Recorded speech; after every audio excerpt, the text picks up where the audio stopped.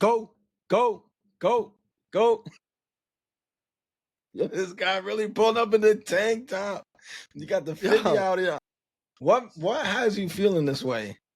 What has you acting It's up hot like as this? hell in my crib. It's cold out where you are in Washington, but it's hot outside still. And we're bringing the heat.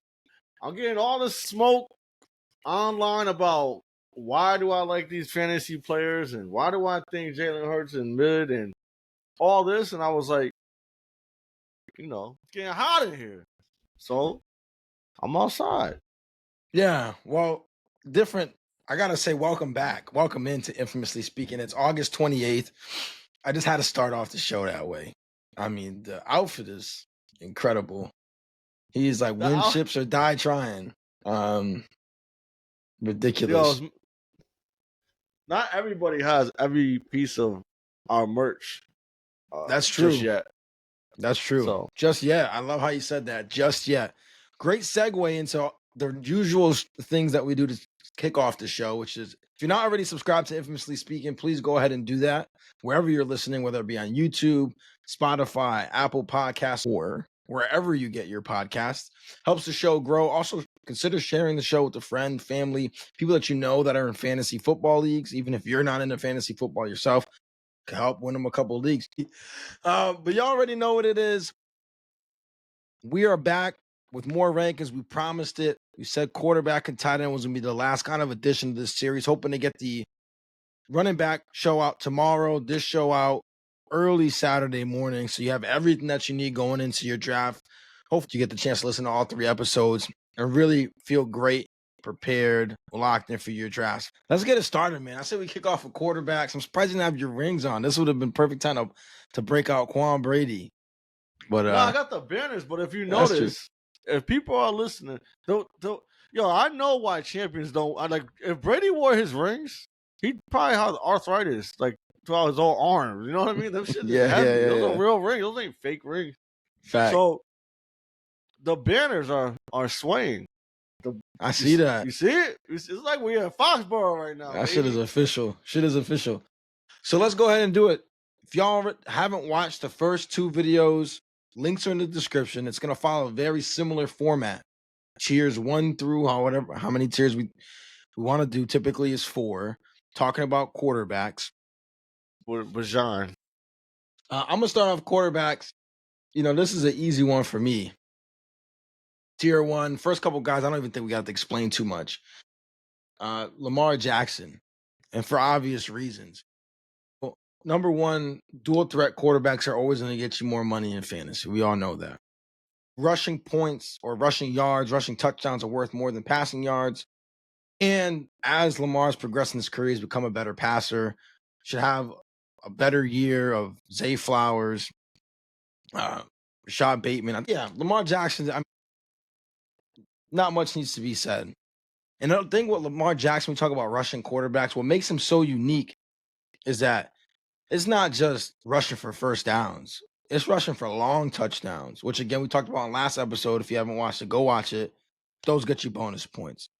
So anytime you can snag a dual threat quarterback or other guys on the list, I'm sure Quan's going to pick one, it's just easy money. It's easy money. And Lamar just happens to be the best dual threat quarterback in the league. Yeah, I agree. I mean, you can't go wrong with Lamar. Lamar won me so many leagues. We talked about it.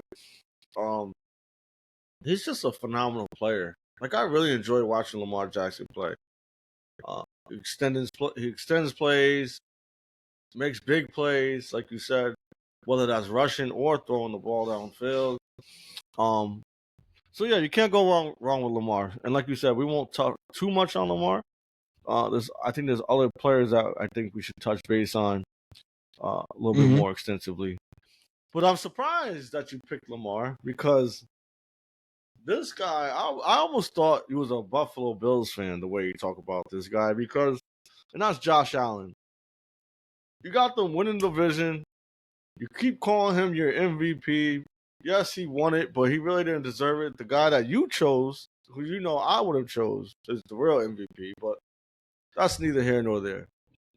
Just like Lamar Jackson, top-tier quarterback, dual threat. He has rushing upside. He can obviously sling the ball. The only concern I have is what he's going to do with his weapons right now. So actually, speaking about Josh Allen's weapons, I just picked up Shavers because I think that's going to be his primary target. It's not going to be Keon Coleman, in my opinion. So deep sleepers for the wide receivers, ladies and gentlemen, go look up Shavers. Upside. I was actually looking at the play. Do you remember the play where he threw the ball and then I believe they tossed it back and he got a reception and a rushing touchdown or some shit like that? Oh yeah, I seen that. Yeah, so there's some upside there. Nah, I would take him, like you said, dual quarterback, and he's been consistent. How do you go wrong with Josh Allen? Yeah. I'm gonna go with another guy in here. what you do now. Joe Burrow, tier 1 quarterback in my opinion. Now, not as big of a rusher as the other guys, but we talked about volume, right? Joe Burrow is gonna sling the ball around. We think they're gonna have to, right? Based on that defense. Is it going to be a little bit better than last year? Potentially, it's hard to be as bad as they were last year. But we both feel that Cincinnati is going to have to win games by outscoring their opponent. And best receiver tandem in the NFL, in my opinion, Chase Brown out of the backfield. They're going to get the ball in playmakers' hands, and Joe Burrow is going to be the one to deliver it. Volume, passing volume. So I love Joe Burrow. I think if you have the number 1 pick and you go Chase, that could be a deadly, dangerous That's a deadly stack. And you could probably get Burrow, if I could recall correctly, probably like the 4th or 5th round, maybe, depending on how your league mates is drafting. He's not even in the top 3 quarterbacks going off the board. What I will disagree with you on, Matt, is I don't think he's tier 1. I think the tier 1 is just Lamar and Josh. Strictly because of the dual threat. You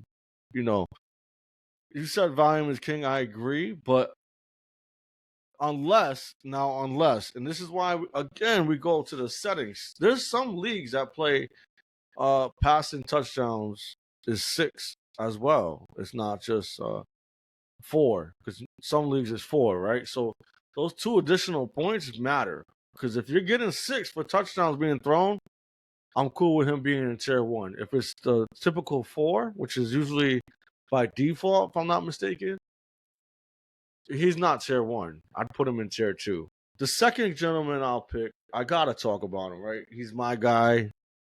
He's my favorite quarterback to watch, period, in the league, and that's Dirty Daniels. But I'm not putting him in tier 1. I think this is where tier 2, like I said, if it's not Lamar and Josh, it's tier 2. And I put JD there. Obviously, because he's a dual threat quarterback. He can sling the ball, he can rush, he extends plays. The thing I like is that if it's 4th and short, this team's not afraid to go for it, so they'll keep him on the field. And they believe in him, and they have full confidence, and they just re-signed Scary Terry. Like, everything is pointing in the right direction. The only concerns I have with JD is his schedule. He doesn't have a great schedule for a quarterback, and like we talked about, he's in a tough division. Although it got a little bit weaker because of the Parsons trade, which we talked about earlier. But it wasn't even the Cowboys I was worried about. It was more so the Eagles and the Giants front 7 that's concerning. Yep. So you know how much I love Dirty Daniels, and I am not looking to draft him in any leagues. I think people that draft him have to simmer down their expectations. It's almost like the Stroud thing, right? Stroud came out rookie season hot. Sophomore year, he was in the top 3 quarterbacks chosen, and he disappointed.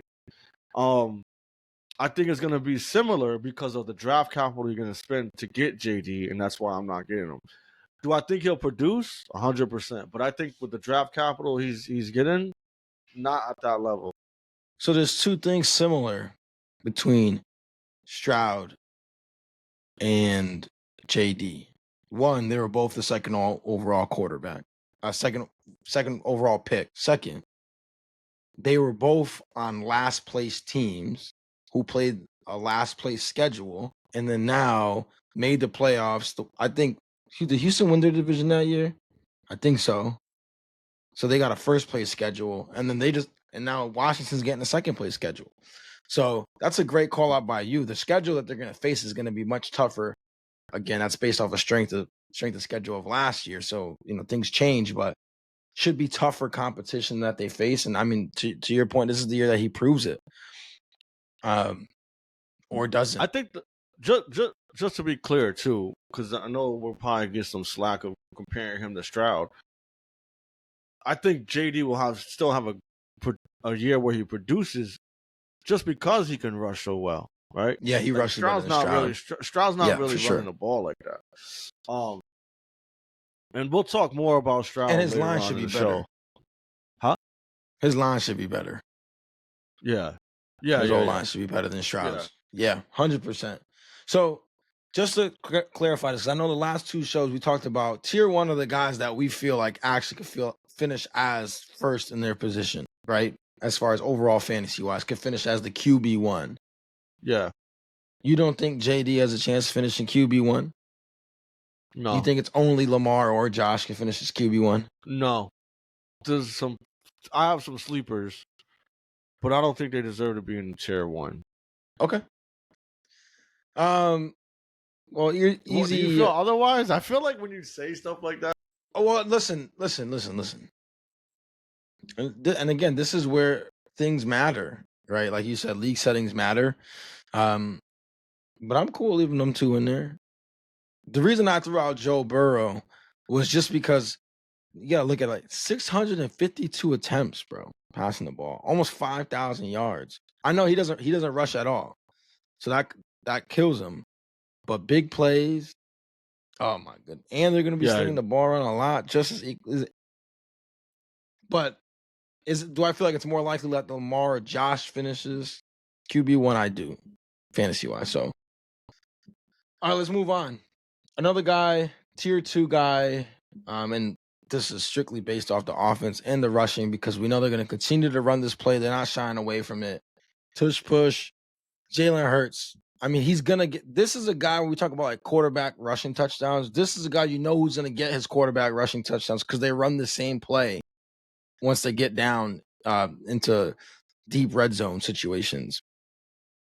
And I mean, that'll cap it for you right there. And then, I mean, they do have big play potential with the receivers that he has. A.J. Brown, Devonta Smith, and he's proven that he can get them the ball consistently. So that's an easy tier 2 quarterback for me. Yeah, Hurts got me the chip, which you'd love to bring up because I said Hurts is mid. That was the season he finished, was it second or third in MVP voting, though. So he was slinging the ball around. And, there's a difference between fantasy and real life, in my opinion. So that's why, right? And you said it. He's just a rushing upside. He definitely gets a lot of rushing touchdowns, so they're not going away from that tush push because it's successful. So I like that pick. I'm not mad at that. Now I'm gonna go into my sleeper right here, or one of my sleepers. I got a few of them. And that's Dak Prescott. I love that pick, man. Dak Prescott, I think, is someone. So when we talk about value picks, and we talked about it before, like it's where you can get some of these players, specifically in the quarterback position. You can get Dak late in the draft, so you can stack up your team with depth at running back and wide receiver, and get Dak in the later rounds. And Dak is someone who you can rely on. I feel like as long as he's healthy, obviously. But like we said, we talk about that where we're just projecting him to have a full year. He's gonna sling the ball around. They're gonna have to. We just talked about the trade. Their defense got worse. Clearly, they're gonna have to sling the ball around. And he averages over 30 pass attempts. And they brought in Pickens, who's a big play kind of guy. So we talked about the big plays. Yeah, we already know CeeDee Lamb is easily a top 3 wide receiver in the league. Their running game didn't get any stronger. You got Javonte Williams and Blue. Like, still figuring it out. Dak is going to throw the ball around. So if you can get Dak in the later rounds, I love him at tier 2. And I think out of all these quarterbacks, he is one that I'd be targeting. Because especially when I'm you not can a get guy him. that likes taking a quarterback early usually. Me either. So I'd love taking the value with Dak later on in those rounds and stacking up my team. Me either. I'm the kind of guy that usually ends up with like Dak, Baker. You know, those are the kind of guys that I like. Yeah. Because like you said, the passing volume is going to be there. Right. That's just how their offense operates. And then, of course, in Dallas' situation, man, that defense is spooky. That defense is spooky. Yeah. And he goes as like the quarterback 13 in the leagues. Mm-hmm. So if you're picking quarterback 13 who could finish in the top 5, that's value. Okay. So tier 2, I like this guy here, Patrick Mahomes. Now here's why. I talked about it on previous shows. They shored up the offensive line. They're going to look to get back to the explosive plays. No doubt about it. They're entering in the year as healthy. Well, I shouldn't say as healthy as they've been in a while, right? Way healthier than they were last year when they had Hollywood Brown out. I know Rashee Rice is going to miss the first 6 games of the year. I get it. But another year of worthy development. Offensive line is better. They can get some of those extended plays down the field. I think the light show comes back this year for Kansas City. And you know what that means. You do. Shmoney. Yeah, because you got Kansas City as a Super Bowl favorite. At least going, right? And until somebody in the AFC beats them, have to. But he's a Chiefs fan. I'm not a Chiefs fan at all. If I had to pick an offense that I think is going to break out again, it's going to be Kansas City because they even showed you in the game against Buffalo, right? They scored 30 plus, I believe. If they need to score, they can score. Light show comes back this year. I'm telling you. I don't know. The light show comes I'm not back. drafting Mahomes anywhere, bro. I think that light show comes back this year. Kelsey's distracted with his wedding plans. Don't care about that. You got to rely on Hollywood Brown, Xavier Worthy, which people are thinking he's going to have a big year this year. I'm not mad at that. And you got Rice, who's going to be suspended minimum 6 games. Like you talk about somebody with weapons that's being depleted. I feel like Mahomes is there. But I will say, Mahomes reminds me of Brady in the fact of making players better, right? Making his receivers better. I personally wouldn't put him in tier 2. He'd definitely be in tier 3 for me. But that's why we're on the show. We can have a difference in opinions. Listen, I mean, this could be a massive just egg on my face here, but I'm telling you, I feel like this is the year it comes back. And mainly it's because shoring up both tackle positions.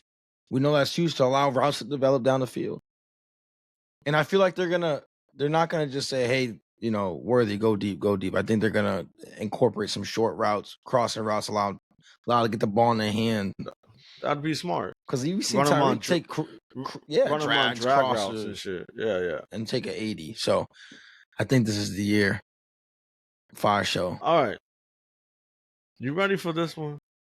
Go ahead. I got all my quarterbacks are sleepers for the most part because, like I said, I appreciate value.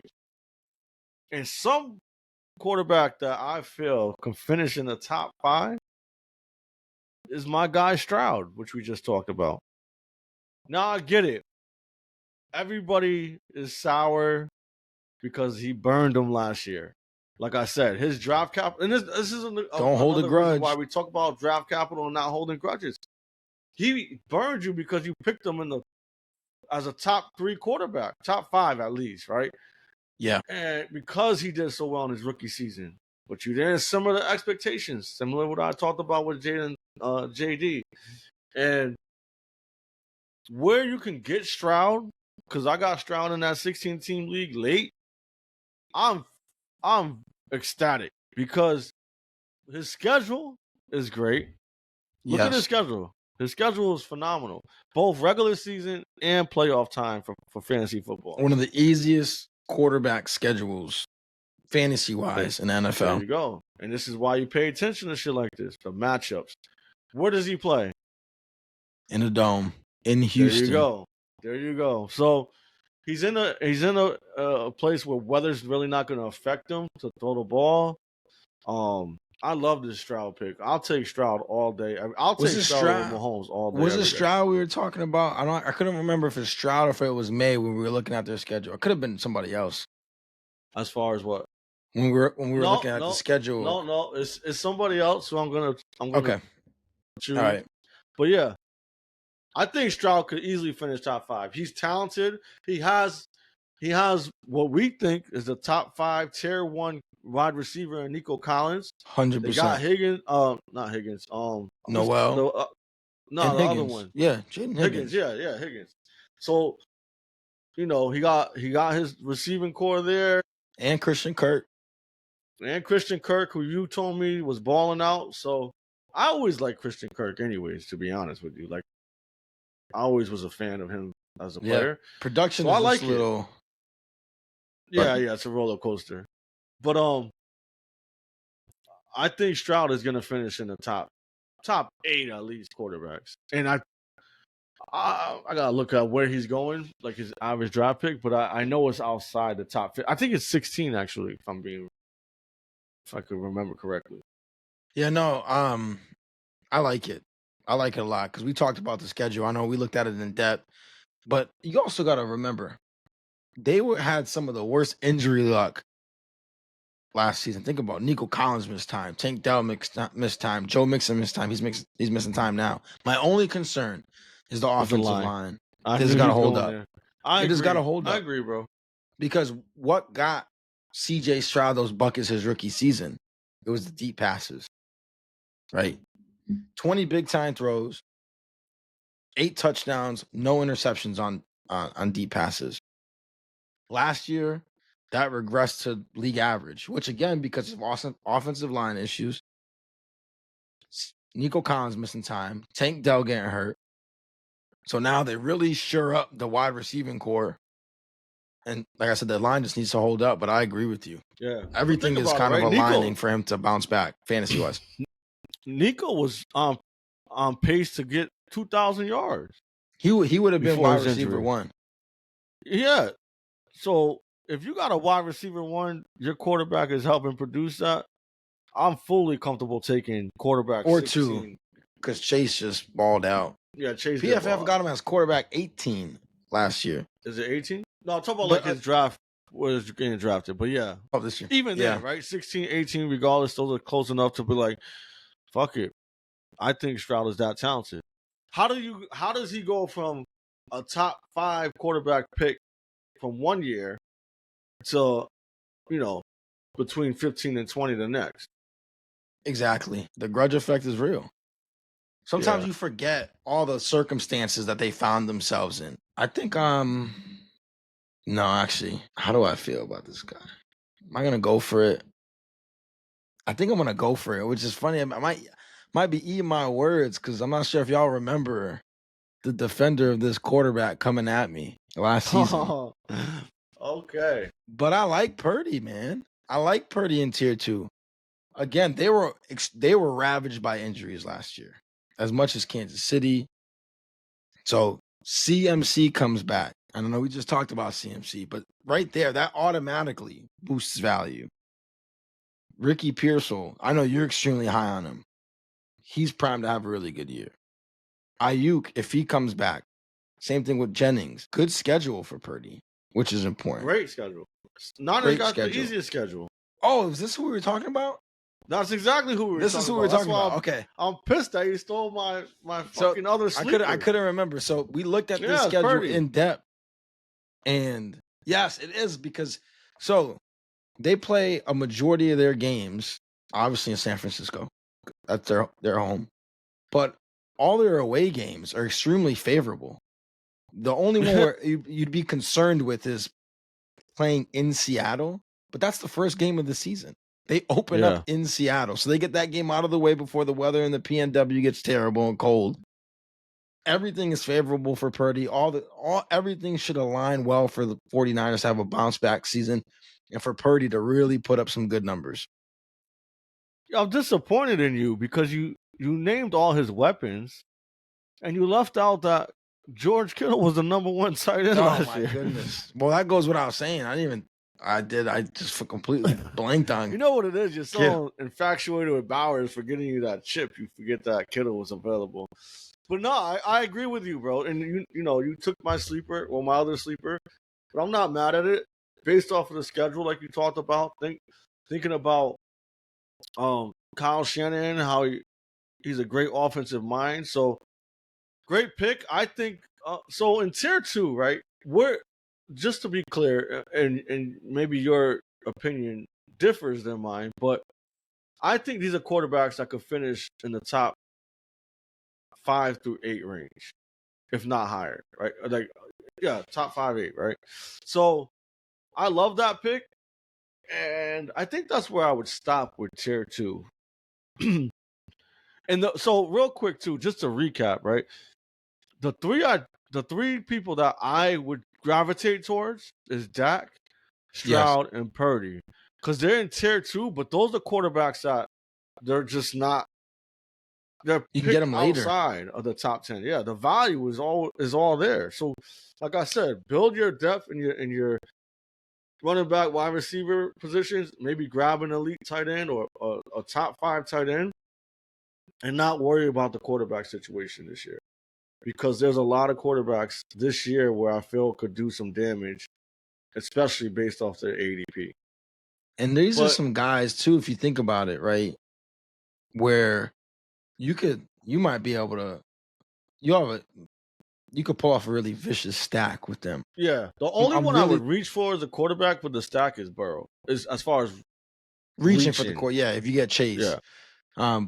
But if you get a CD and Dak, bam, a CJ and Nico, Nico and Stroud, Purdy dangerous. And a Kittle. There you go. There you go. And then you can, I mean, if you don't get Kittle, maybe even get Pearsall later for sure. I'm cool cutting it off here too. Yeah. So to start tier 3, we gotta go with my guy Drizzy Drake. Drizzy Drake, I think he's tier 3. I think he's fringe tier 2. Another quarterback, we talked about it, Russian upside. He has it. We talk about schedule. He has it. One of the lightest schedules in the league. We talk about different variety of weapons. Think about the weapons, right? Stephon Diggs he looks great. And he's proven that he can produce. Right? He's ahead of schedule with his recovery. We drafted Kyle Williams, Chisholm, who I'm high on. I think Chisholm is fucking phenomenal player. He has a good rapport with Hunter Henry. And then think about this. Who's shooting up draft boards? It's Henderson. Sure is. Henderson, you talk about explosive plays. You get him on a screen or a swing route. He could be as dangerous as Achane to me. And you got the Russian upside. And you got the schedules once again. I love getting May. In fact, in the 16-team league, I ended up with Stroud and May. And I am extremely happy about that. Yeah. Yeah, absolutely. When you told me you pulled off that swing, I'm like, man, you got it. Yeah, I really, really, really like the May pick, man. It goes without saying. They finally get him number 1 receiver, Stephon Diggs. And now they take the pressure off some of those young receivers. And now I think we're really going to see, a guy like Pop Douglas flourish. Yes. A guy like your guy Chisholm, who you've been sending me clips of, flourish. And the roles are really opening up for them because they just released Bourne. Polk's hurt. So they should get more snaps. So those values go up. Just throwing it out there. And I'm disappointed in myself because I didn't, I mentioned the weapons kind of like you did, and I left out Pop Douglas, who they say had the best camp out of all the receivers. And I think he proved himself last year, being able to create separation, get open, and make some big time plays. Yeah, I'm all in on May too, especially where you can get him in the draft. Talk about value. For sure. Well, I'm glad. I mean, you went May. I'll take the layup here in Baker Mayfield. Tier 3 suits Baker perfectly. Tampa has a smattering of weapons. Mike Evans, Ibuka, who's been killing it. Eventually, Godwin when he comes back. Cade Otton, who's done things at the tight end spot. Of course, Bucky Irving and then Rachaad White when he eventually gets back. And Baker's really the engine of that offense. The fire that he plays with, he spreads the ball around. He's not afraid to sling the ball deep, so you'll get bonus points for that. I know the schedule isn't as favorable for them. It's a first-place schedule. But there's no reason for us to shy away from Baker and what he's shown us since he's been in Tampa Bay, regardless of who they play. He's always showed up. So Baker, you get him, tier 3. You're happy with Baker as your QB. If you're playing in two QB league, you're happy with him as one of your quarterbacks. But I know he's a guy that's been around for a while, so I don't want to spend a whole lot of time on Baker. I want to spend time for maybe some of the guys who you might feel like are sleepers. Yeah, I'll pick another guy. I don't think he's a sleeper, but I think that he's someone who's going to continue to produce in Bo Nix, right? It's nice to have a 30-year-old second-year quarterback, so he has some experience. We talk about Cortland Sutton came out pretty big, and they think that he's going to make a step forward. But something that I also want to bring up, and you talked about it during the running back episode, where Sean Payton finds ways to get the running backs the ball, and a lot of time it's receiving, right? Over 250, I think it was, in the last 2 years. So Bo Nix being able to throw those swing routes, like you just mentioned, right? They just added Evan Ingram, who's like, he's a jack of all trades, so you can get him the ball. And he's proven to be able to produce. I think with Harvey getting there as well, it boosts Bo Nix sailing to finish within the top 8, top 10 quarterback. And he's getting drafted outside of that. I agree with that. I mean, I wouldn't even be mad if somebody wanted a fight to put him in tier 2. Here's a couple things to throw out. And again, all stats via PFF. Bo Nix started off a little rocky. Over the first 4 weeks, he was quarterback 22. But QB5 over the rest of the season. So he really dialed it up. And a big part of that is his offensive line. The highest graded pass blocking offensive line per PFF in the NFL. Also has a little bit of a running game. He's sneaky athletic. Yeah. So he'll get you some points there too. I like the pick. He had over 400 rushing yards. And just think about it. Year 2. And 4 rushing touchdowns. Right. Think about year 2 in a Sean Payton offense. Here's something to keep in mind too. 6th in passing attempts across the league. As a rookie, enough said. I like the Bo Nix pick in tier 3. Thanks. Okay, here's a little bit of projection on my part. Okay. I like Michael Penix Jr. Wow. Here's why. We talk about schedule, right? We talk about strength of schedule when it comes to quarterback play. Overall, they are 5th easiest strength of schedule for quarterbacks. I feel like he's going to take another leap. Being able to get a whole camp underneath him, have the starting job, continue to build chemistry with the players. They has weapons all over the field. Drake London's going to continue to ball out. Apparently, he has this relationship with Kyle Pitts. Let's see how that plays out. But Mooney on the other side, of course, Bijan and Algier out the backfield. And again, I got to go with the schedule. And the guy who's not afraid to throw the ball. They're going to throw the ball a lot in Atlanta. Even with Bijan back there, he's not afraid to let it rip. I like Penix. I think the upside's incredible. And he's a guy that I'm looking to get in a lot of leagues. Yeah, I'm not mad at that. I actually think that's a decent pick. I don't recall when they drafted Penix in my league. One of my leagues, the 16-team one. A lot of people are high on Drake London. A lot of people love Mooney. Mooney's hurt, by the way. Mm-hmm. A lot of people think this could be Pitts' year once again, right? I like Penix. I'm excited to see what the Falcons do offensively. The only thing that concerns me is the rushing touchdowns, and I don't see Penix run often, right? Can he stay healthy the whole season? I know people were concerned about that. You know what I love about Penix the most was the letter he wrote to the league. Do you remember that? I do. That was phenomenal. But that is somebody I would want on my team just because, like, Also, it's what did Nate Robinson's, what was his slogan? Heart over height. yes, sir. Yeah. No, I like that. Like I said. So I'm curious your thoughts because I do want to stop tier 3, but I feel like there's one, possibly two quarterbacks that can, maybe even 3 actually, looking at it. But I'm gonna put this guy in here based off of value and based off of situations. So it's Tua. Yeah, I knew it. And did you know I'm it? not gonna argue. I'm not gonna argue it. So I'm not gonna argue it. you talk about big plays and explosive weapons. Yeah. They have them all over the place. Yeah. Right? So obviously Tyreek, obviously Waddle, and then you got Achane. If Tua could stay healthy, he could easily finish a top 10 quarterback. So I like him in this tier. It's all a matter of being healthy. But like we said, when we do this, we're projecting that he's gonna stay healthy. Their defense is ass, so they're gonna be playing from behind. They're playing in a state where it's usually warm. So I'm comfortable with Tua there. Especially where you can get him in the draft. Enough said for me.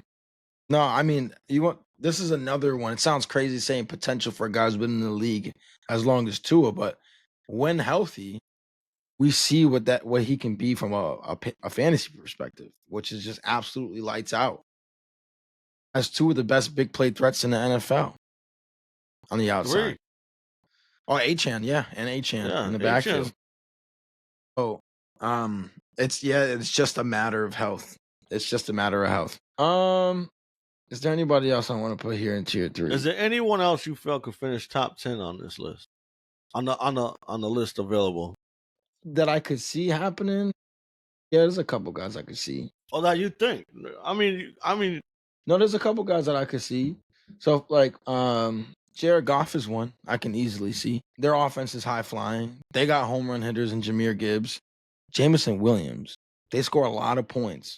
And a lot of them, I know a lot of them come on the ground, but a lot of them come in the air too. I mean, Goff won me a chip last year. Goff won me a chip last year because of his ability to, their ability to get big plays. So I could see Goff finishing top 10. I'm not mad at Goff. I think you're spot on with, it's a high flying offense. I think it regresses some, but Goff's not someone I'm targeting because where his draft capital is, I feel like there's more value in a lot of the players we already spoke about. I agree. But he's also someone who's, plays in a dome, which is big time, right? You got a fucking elite receiver in St. Brown and the explosiveness, like you said, with J-Mo and Gibbs. So I'm not mad at that. And I didn't even mention Laporta. I'm hoping has a bounce back year. Laporta's definitely a capable tight end. Yeah. The only other player that I feel confident in is JJ McCarthy. Ice JJ, huh? And technically this would be his rookie season because he missed last year. But if you got Justin Jefferson, that's a good point. Like, and Hockenson, you got Hockenson and Addison. And I get it. Addison's out right now, but they brought Thielen in, who you and I talked about. Is like he's a receiver, bro. He's a receiver. To me, he defines a wide receiver. He's a dog. Catches everything thrown his way. I get it. He's on the older side of the NFL career, but I like JJ, and JJ would have been the starter over Sam Darnold last year had the injury not occurred. Correct. And we've seen what Sam Darnold was able to produce. So you give JJ that opportunity along with Jay Jettas, that could be a nice situation. Actually, that's another nice stack I wouldn't mind having. Yeah. Yeah, I mean, I don't really have anything else. I don't have anything to say. I mean, you sold me on the point, like Sam Darnold, he would have been the starter. And look at the success Sam Darnold had. Listen, no slide on Sam Darnold, but we saw what Sam Darnold has been and was before he got there. So, yeah, nothing really to say there. Now, I think I'm cool moving on. The only other guy, and I'm not super confident, I know a lot of media is super confident in this guy, And so I wouldn't be mad if somebody had him as Caleb. Yeah, they're high on that, but I'm not. There's a reason why Chicago's not known for their quarterbacks. They have a terrible home field for quarterbacks. Yeah. Awful. Yeah. Awful. I talk about it all the time. My best story about Chicago is the Josh Allen story. Josh Allen, tier 1, elite quarterback. I won my fantasy playoff game because they started Josh Allen, who played in Chicago, -degree wind chill, with winds up to 20, 30 miles per hour. You're not throwing the fucking ball like that. That was in September. No, I'm just kidding. Oh, yeah, but yeah, I'm not confident in Caleb in tier 3. Can he do it? Absolutely. Can most of these players do it? Absolutely. But I'm not. For sure. It's not going to be me. It's not Caleb Williams. It's just Chicago's not. It's just not a place for quarterbacks, man. And I think Aaron Rodgers is the best quarterback at Soldier Field. You know what I mean? All the time he spent in Green Bay, he would cook them up. But that's because he plays in Lambeau. Right? Yeah. But okay. Let's move on to tier 4. I think a good guy here, tier 4. I'm gonna kick it off just to prove to people that I don't hate Justin Herbert. It's Justin Herbert. Between Purdy and Herbert, you're picking players that you're just trying to prove a point. Well, so here's and again, this is where you separate fantasy football from real life. Do I think Justin Herbert's the 17th best quarterback in the league? No, I don't. I think he's like the 12th best quarterback in the league. No, I'm just kidding. But it's just the situation that they're in. They're a run-heavy offense. We talked about it ad nauseum. I'm going to say it again. Every season that he's played a full season, at least 16 or 17 games, this past season was his lowest pass attempt total of his career. Early in his career, it was just a lot of volume, and he was efficient. He was great. We expect the volume to be dialed back, right? That's just how Harbaugh likes to operate. Obviously, they draft Hampton, bring in Najee Harris. They want to run the ball. Greg Roman is their offensive coordinator, who was in Baltimore and Buffalo. And what did they do? And in San Francisco. What did all 3 of those teams do a lot? Run the ball. So the Chargers were balanced last season. They're pretty balanced, but balance is almost what you don't want from your fan. You want them to be throwing the ball, especially because Herbert's not a dual threat quarterback. So I'm cool, if I get him, all right, cool. But I'm not. This is not. Again, this is a tier 4 quarterback for me, fantasy wise. Yeah, I agree. And you know how highly I think of Herbert. I think Herbert's in the top, 7 quarterbacks in the league. But fantasy-wise, it's tough, especially because he doesn't have the volume of throwing. And they do want to run the ball. The offensive line actually scares me now because they have 2 out, 1 for the season, and the other one should be back in some time. But that's Slater's a huge situation. Loss. Huge loss. Yeah, so I agree with you with the Herbert pick. I think that with McConkey, though, he'll get some volume up there. It's really about scoring in that situation. All right. Let me see. Tier 4. So what we think of tier 4? Top 15? Yeah, I think that's fair. Could finish as top 15 or better. Oh man, this is spooky. I'll go with this guy. Just film I watched on him when I know where you're going. I'm Adam. You don't gotta say his name. There's 2 reasons why I feel comfortable with this. Well, slightly comfortable. Not 100% comfortable. Is the rushing upside, right? We know he likes to scatter for fucking 7 yards. But I also think Marvin Harrison has a crazy breakout bounce back season. It's crazy to say that because it's only his 2nd year, but I think that the confidence I have in Marvin, it has to be correlated with the quarterback play, and I think Kyler can get that done with a big asterisk next to it, right? He's able to help McBride become a top 3, top 5 fantasy tight end. We get him some touchdowns there. That obviously helps Kyler with the points as well. Yeah, I think just because of rushing upside alone, though, it's hard to not put him at least in tier 4.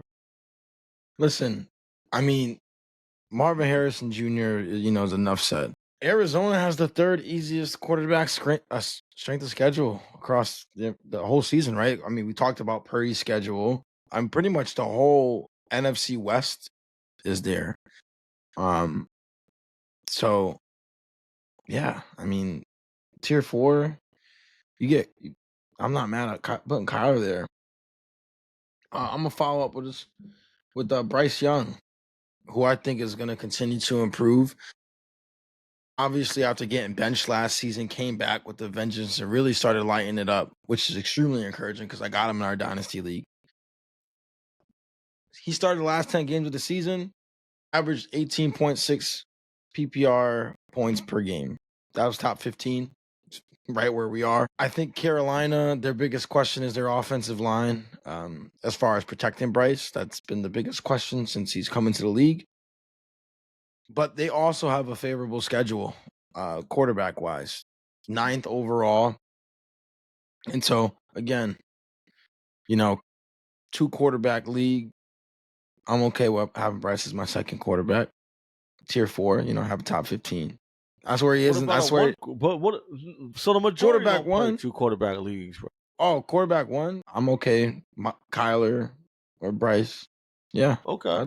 I'd rank him around the same spot. Like, if that was your quarterback going into the season, how do you feel? I don't feel great, but I also don't feel great if Kyler's my quarterback going into the season fantasy-wise either. No, that's fair. That's fair. I think that's why we got him in this tier, right? You want at least a top 2, tier 2, tier 3 quarterback, especially if we're talking about taking quarterbacks later. I like the Bryce Young pick, especially in a 2 QB league, like you said. But in the QB1 league, I'm a little worried just because the inconsistencies he showed. I think bringing T-Mac there is going to help. Obviously, I didn't even mention the weapons. Coker. Yeah, Coker. Liga. Yeah, Chuba, Mr. Consistency. I'm not mad at that. I like Bryce Young, but I would be concerned. It's the line, bro. It's the line. I'd be concerned. It needs to hold up. But he showed a lot of promise towards the end of last season.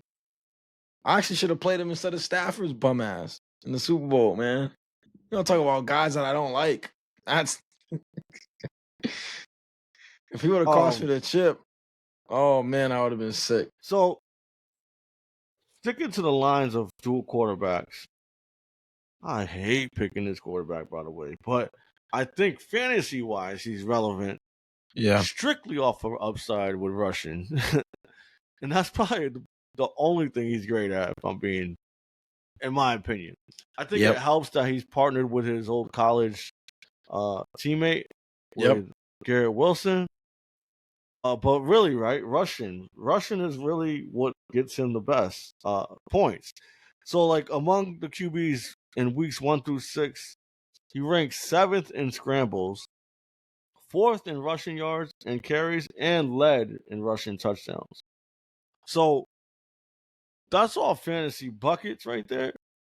And we know the Jets is going to run the ball, whether it's the RPO, or even if they're throwing the ball, he tends to end up running the ball. Like we just said, he's ranked 4th in scrambles. So, tier 4, Justin Fields, I'm not ecstatic about that at all. But if someone went that route, I can see why. You know what's funny? I was talking to Ori. Shout out to Ori. Definitely another respectable member of the fantasy football world. And he was on the fence of getting Herbert and Fields. I didn't want to give him too much advice. Oh, I'll take it. But I didn't mind because I wasn't targeting any of those QBs because I had Stroud and May in mind. I liked Herbert for him because he had McConkey, so you get the stack. McConkey. Yeah. Which is he ended up going Herbert. I think quarterback wise, you feel comfortable with that because he's proven that he's efficient with Herbert. Yeah. But I also understand his thought process of taking Fields because of the rushing upside. So PFF actually got him ranked as QB9, which is sus to me. Now, granted, he averaged QB9 is QB9 is fucking crazy, in my opinion. He averaged 19.1 points per game as a starter when he started last year, which typically ranks you in the top 10 among fantasy quarterbacks. I don't know, man. Late, I'm cool with it. But I'm not like, I'm going to target Justin Fields to be my quarterback going into the season. I'm not sure how good I'd feel about that. Sweet. I think this is a good place for Jordan Love to go. I know you're super high on Matthew Golden. And they got the weapons in Green Bay. Tucker Kraft, Jaden Reed, Dobbs. We talked about the weapons. Of course, Josh Jacobs at the backfield.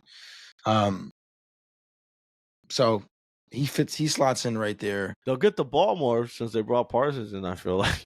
More opportunities, but also, again, I like the weapons that they have. They can stretch the field. Golden's been showing out. I went back and watched some of the clips. Yeah. I'm not too disappointed in that pick. Who else was that? There was somebody else I had in mind. Who was it? Oh, it was this guy. I think he could potentially finish top 15. It's a reach a little, but based off what I've seen in the work ethic, is Cam Ward. You talking about everybody got Calvin really shooting up the draft board. Yeah. You know, you talking about big plays. Cam is known for the big plays, and he's been throwing some fucking beautiful passes. Like I'm talking about, like I even question, like, how the hell did he even get that through that? Right, those tight windows. I'm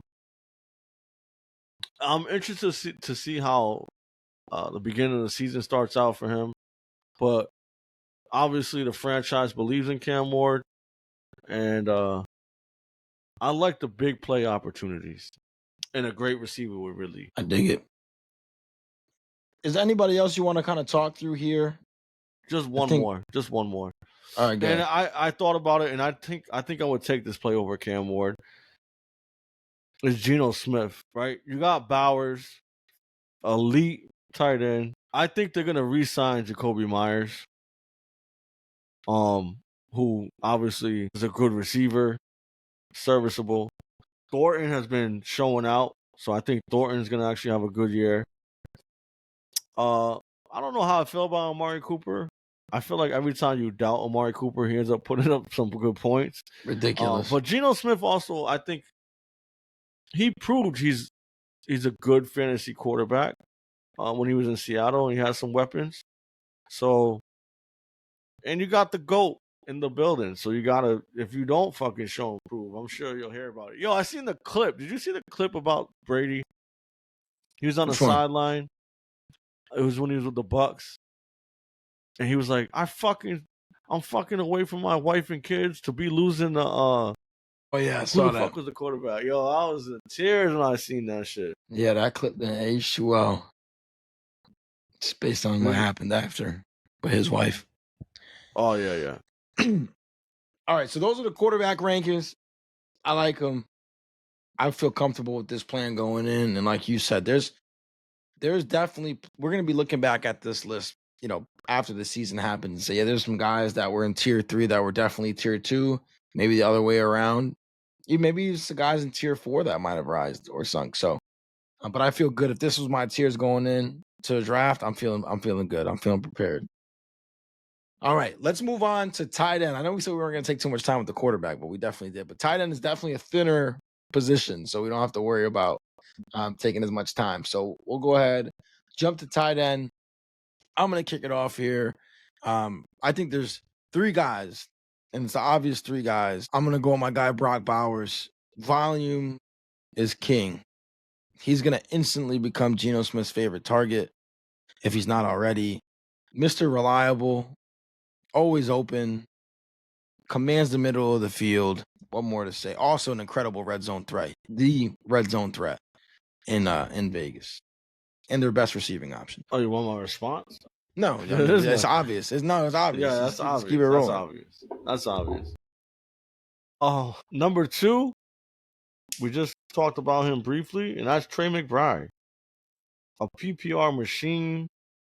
The only thing that holds McBride back is the touchdown equity. Touchdowns. You He got it. had 2 touchdowns the whole year last year. That's insane.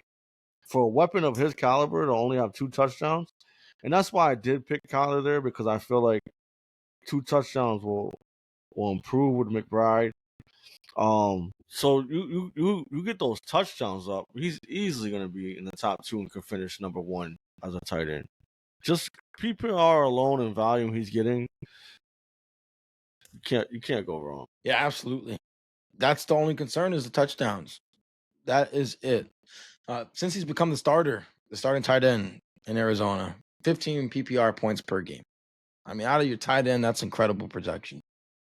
Like I say, get the touchdown numbers up. That number's only going to creep up. I mean, think about this: as a tight end, 139 targets, 111 catches, but again, only 2 touchdowns. Second in receiving yards amongst all tight ends. He just cooks. And the last guy around out tier 1, it's an obvious one. We talked about him a little bit. That George Kittle, just Mr. Consistency. We think that San Francisco offense is going to be much better this year. They're going to get some weapons back from injury, of course, as the year progresses. But when Kittle's healthy, when he's on the field, he's just absolutely dominant. Big plays, especially yards after the catch. We talked about McBride being lethal. So is Kittle. I mean, we all know who George Kittle is, so we don't have to get into that too much. But one thing that I like about all 3 of these tight ends, especially Kittle, Bowers, is that they're on the field every down because they can run block. So some tight ends that are mainly receivers, they won't be on the field. And so what happens if you audible to a pass, you have a design run, but you audible to a pass, you have your blocking tight end in there. These guys are blocking tight ends. They're going to be on the field regardless of what the situation is. And so they're not going to lose snaps to a blocking tight end like some guys. Yeah, I agree. And that is tier 1. That's the easiest tier 1 you'll ever see. And I think it's a strong cutoff after that. So someone else I got who could potentially be tier 1, in my opinion, but I'm comfortable with putting him at the fringe tier 2, and that's TJ Hockenson. And the biggest reason being is with Addison out, and Jefferson demanding the coverage, I think Hockenson's going to be peppered with targets through, the beginning of the season easily. He's obviously a proven tight end, and I like the situation, right? We talked about being in a dome, so you don't got to worry too much about the weather. And again, he's proven, and I think that the situation with the targets is right on point for Hockenson to have a good year. Yeah, I like it. And also, a good receiving tight end is a young quarterback's best friend. So, yeah, I agree with you getting peppered with targets. Even when Addison comes back, I don't see his value going down much, if any at all. Moving on to a guy who I think is tier 2, and I'm going to go right here. Tucker Kraft, man. I think he's shmoney when it comes to tight ends. I like him tier 2. I think he's only going to get better, more chemistry with Jordan Love. And like you said, yak machine, great after the catch. Also, great down the field threat as well. He kind of emerged as that later in the season last year. And he's a guy, again, even with Matthew Golden's emergence, I think Matthew Golden's emergence is going to take more away from the other receivers than taking away from Tucker Kraft. Yeah, I like that. That's a good call out. Just what is your definition of tier 2 in this tight end spot? I think someone could finish in the top 5. Okay, I agree. I just want to see if he's on the same page with that. Mm-hmm. So somebody I have and I'm high on is Warren. I think Tyler Warren is another. You talk about being on the field. I want to say, I think it was out of 87 plays, he was on the field 86 of them for the preseason. Yep. He was someone who was targeted often. And then you talk about a quarterback's best friend with Daniel Jones. I think he has no choice but to look for Tyler Warren. Daniel Jones is ass. He is ass. Yeah, I don't mind the Tyler Warren pick. I agree with you. I think he's going to be on the field a lot. It's just quarterback is the sussest thing in Indianapolis right now. But I think have a good year. That's fair. Neighbors is different. Come on, man. Don't do that. Neighbors is different. But Neighbors is different. But the reason why I say that, and I'm glad you clarified that. The reason I say that is that Daniel Jones is ass, but he's serviceable for a quarterback to, have receiver/tight end serviceable or produce at a high level, fantasy wise. Okay, let's move on here. Now, here's where it gets a little spooky, in my opinion. Is there anybody else that I like in tier 2? Do I think that could finish top 5? I mean, there's gotta be. There's only 6 tight ends there. But that's what's tough here. I think so. While you're thinking, right, I could appreciate your hesitation, and I think that most fantasy football players tend to wait for tight end. Based off of drafts that I've been in, and they're quicker to reach for a quarterback, and I'm glad we bundled this episode together because, as you can see, you can get some great value at quarterback later on. Whereas opposed to with a tight end, you kind of have to reach a little bit to get somebody elite, right? That's why I'm more comfortable with reaching for a tight end than I am a quarterback. So with that being said, I mean, I'm just thinking about who I feel comfortable putting in tier 2, who I could finish top 5. Like Sam Laporta is a guy that could potentially do that. He had a down year last year. I'll put Sam. He's really the only other person where I'm like, okay, yeah, I could really see him finishing top 5. Because if I think about guys like Jonnu Smith, he's in Pittsburgh now, and they still got Freiermuth. So what's that gonna look like? Njoku, Cleveland's quarterback situation is terrible. Travis Kelce, been off that wagon for a long time. Mark Andrews, maybe. You're because big on likely's Mahomes. missing time. Mahomes gonna need Kelce if you want him to have the production you think with lights back on. Did I mention Kelce when I said the light show's back on? I purposely didn't mention Travis Kelce. This could be his last season. You know what I mean? Like, and then Mark Andrews likely is gonna miss some time, but a lot of Andrews' shmoney came from touchdowns, which I don't know, could be hit or miss. Is there anybody else you want to put in tier 2? Yeah. You just put Sam Laporta, correct? Yeah. Yeah. All right. When was Sam Laporta having a breakout year? Ben Johnson. Don't say Loveland, bro. I'm saying Loveland. Loveland could finish a top 5 tight end. Why not? Okay, good. The only issue is that there's so many mouths to feed, which you love to bring up every time we talk about the Chicago Bears weapon. But if you have in my opinion, Loveland's a little bit more athletic than Laporta. So you got someone who's a clear red zone target, and you got a proven coach that produced the top 5 tight end. Why can't he? And the thing I love most about Loveland is the draft capital where you can get him with someone with, you talk about upside, that's staring at you right in the face. And you don't need, we talked about the weather in Chicago and all that, but you don't need, a lot of tight ends don't flourish going for the deep pass, right? You brought up Kraft, understandable. But really, those short little routes that can get you open and get the 6 points for the touchdown, I'm comfortable with. Do I think he finishes the top 5? I'm not sure, but do I think he could potentially finish top 5? Absolutely. I will say this. I don't know. I don't know. I have so many trepidations about Loveland. And again, part of it is the mouths to feed. That's a big part of it. Part of it is Chicago, man. Chicago's a big part. Even though Cole Kmet Komet's had some decent seasons there. I don't see him finishing as a top 5 tight end. Now, what I will say is Caleb's not scared to fling a ball, like you said. So he could, you talk about baseball running into some. Sometimes you just gotta run into one. You hit a home run.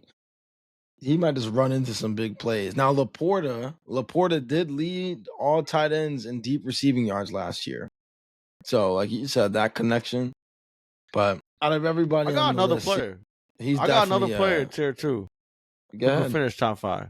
Yeah. And it's somebody who you don't believe in, and that's Njoku. So when he is their this, best let me tell you why. or weapon. Let me tell you why. Okay. Other than him being the best receiver, do you know how many points he averaged? You said the reason why was quarterback play, right? Do you know how many points he averaged with Flacco at quarterback when Flacco was there prior to going to the Colts, right? Flacco was in the Colts last year. Up.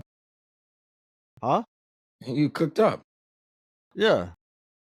He averaged 18 points per game in the PPR setting, which put him at tight end 2 with Flacco. So obviously Flacco got a little older. Do you even think Flacco's gonna play the entire season? Why not? I don't know. Why not? Could you draft 2 quarterbacks? If things aren't going well, you're gonna move to one early. But I guess Giants got 2. What? Huh? Giants what? Giants what? Giants got 2 quarterbacks. Okay. Before they drafted. Russell's not losing that job unless he looks utterly ridiculous. Russell also isn't 40. Oh my God. What are we talking about? Joe Flacco and Russell are not the same. I feel you. But Flacco's proven he can get the job done. No, listen, I like the whole when Flacco plays thing because you know how I am with Josh Downs. Even when Flacco played. Exactly my point. When Richardson played bench, Flacco played. Exactly my point. Put Downs Exactly my point. You're just proving my point even more, so I appreciate that. Yeah, I mean, okay. So we're doing that. So let me ask you this question. The only thing about this is like they have another tight end. I forgot his name, but he's been pretty good in this preseason. They think that he might take some snaps away, but Njoku's proven. And that connection is proven, so I don't mind it. How long is that connection gonna be there? That's the situation. Because I feel like it's gonna be if he plays not so great, then they're gonna want to see what they have in their quarterbacks.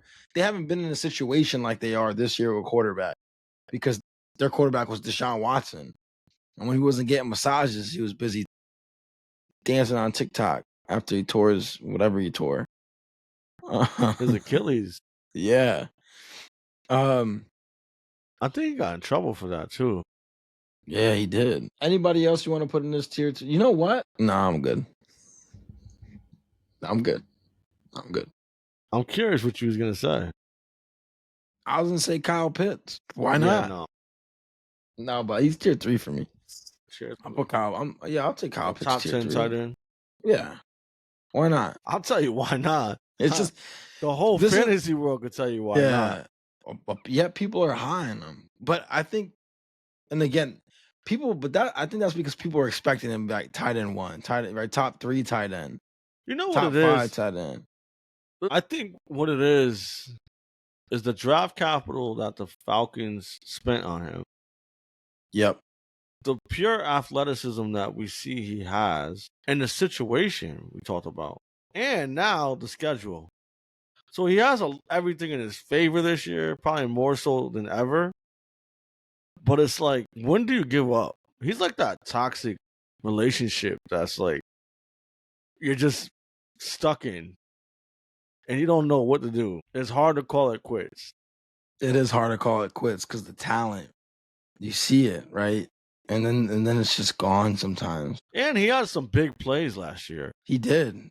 And then you see like over the second half of last year, he only averaged like 20 yards per game. But Penix is chatting him up. That's the other thing. Yeah, you got your quarterback chatting you up. It's hard to like overlook that. I think this guy can get you some points late pick in the draft, and that's Evan Ingram.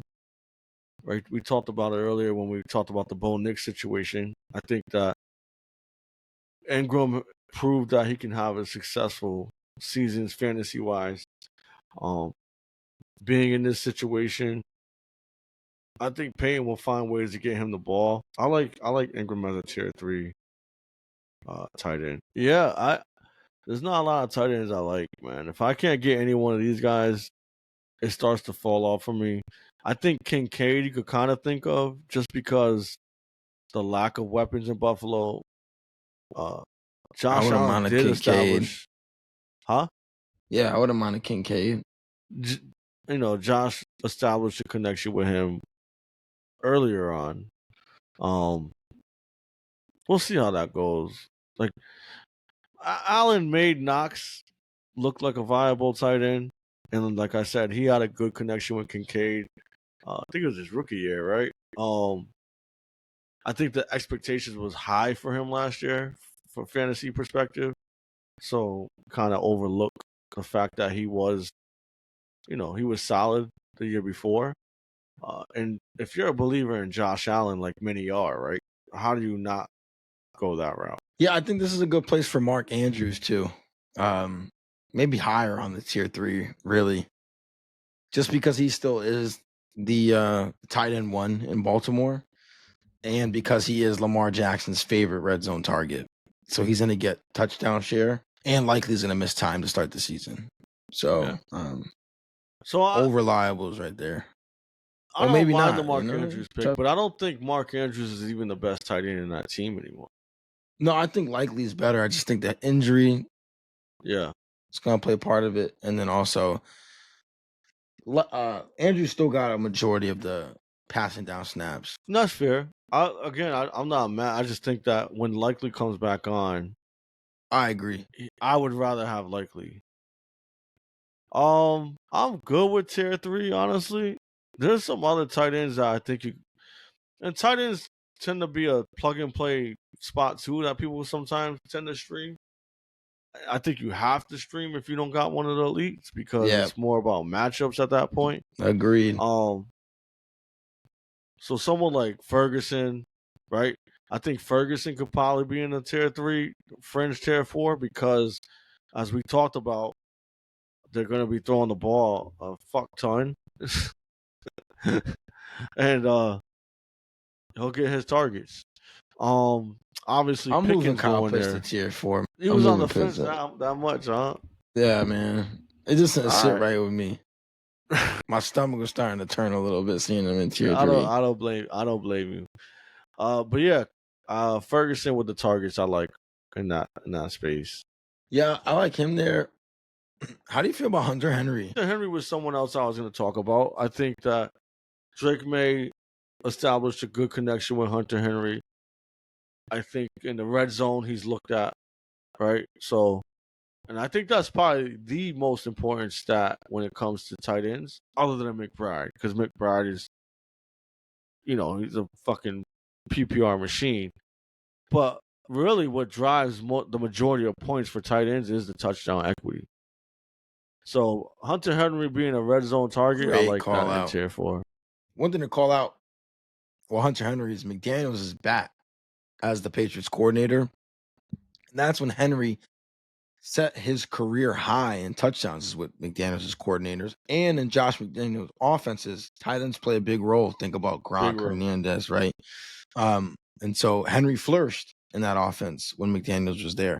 And like you said, he had, in his high touchdown season, he had a ridiculously high red zone target rate. So we expect the Patriots to be good, score some points. He's the guy in the red zone. Really makes a lot of sense. Yeah. Yeah. I'm trying to look at the list. Tight end is the position where it falls off really fast.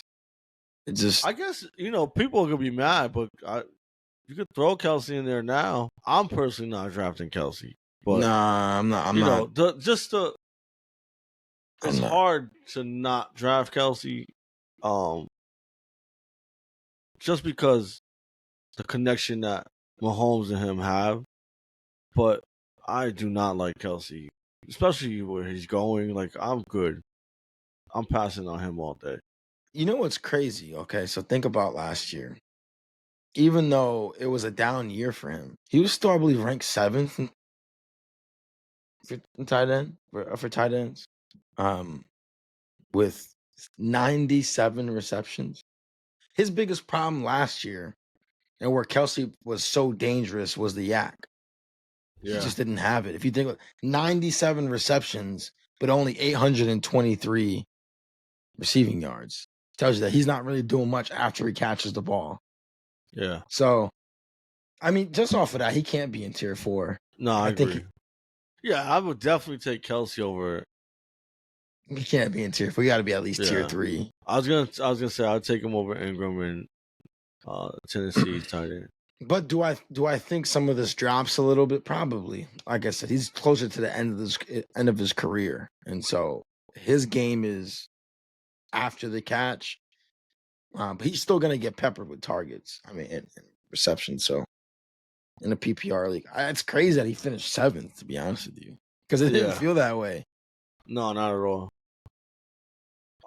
You know what it was? We had him. It was the parlays. It wasn't the fantasy shit. It was the parlays, bro. Killing the parlays, bro. Oh, there's one person on this list I really like, and I think he's a sleeper. And you and I discussed this on our mock drafts, which is Mason Taylor. Yeah. I like Mason Taylor a lot, man. There's really no competition because Conklin is no longer a Jet. And so it's a kid, Rucker, who they took in like the 7th round a couple years ago.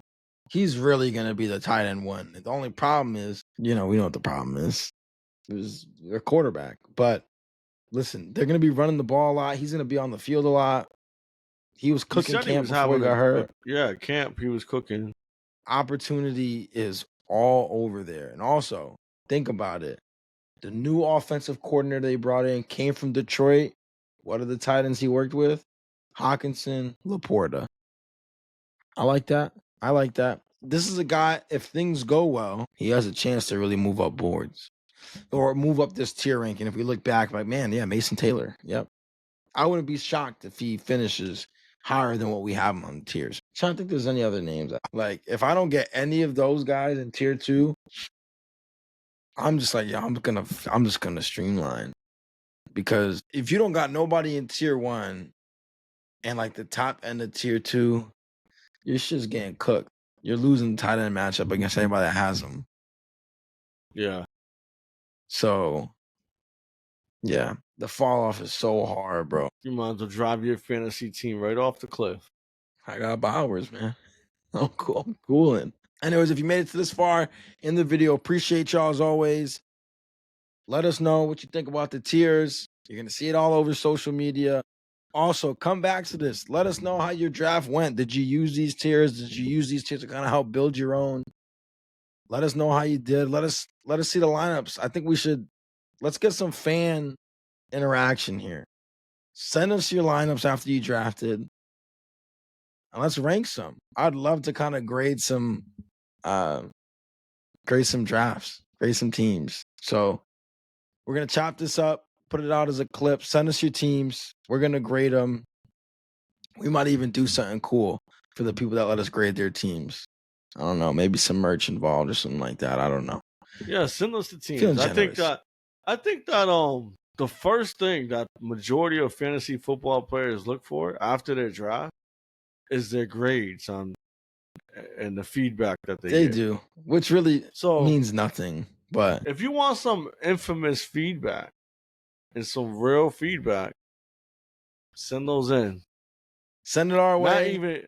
Not even sweeten the pot with some surprises. So there you go.